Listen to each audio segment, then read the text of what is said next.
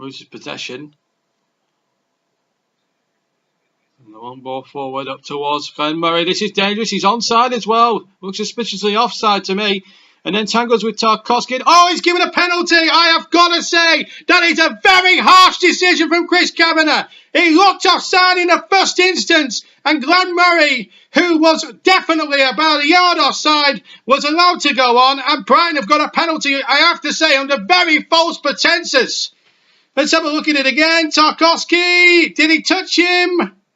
Well, no for me. That's an awful decision. First of all, he's clearly offside. First the ball is played, and it is clearly offside. And then he takes an absolute dive and convinces the referee. I think it's a joke of a decision. I've got to be honest. As the penalty is over the top from Murray. And you know what? It's justice. Utter justice. Glenn Murray has blazed over the crossbar. And that's what you get for trying to cheat Burnley out of a game. And Murray, that was an awful penalty. And I tell you what, in the words of Phil Bird, that is utter justice. He smashes it over the crossbar.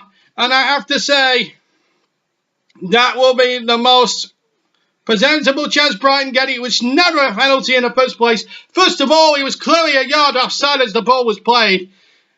And then he just, well, he used Tarkovsky to trip himself up and win a penalty under false pretences. And I've got to say, I've got no sympathy for Glenn Murray or for Brighton in that one. And you know what? Sometimes justice is better. I tell you what, that is justice. But Brighton will feel very disappointed that they didn't take that chance as Murray comes across. And a great tackle there by Ben Mee. Not allowing Murray any inches. Now this game has really come to the boil. We're inside the last 10 minutes here at the Amex. And that looked offside from the front end. And Murray's thrown himself to the floor. I have to say, some of the gamesmanship from Brighton has been disgraceful.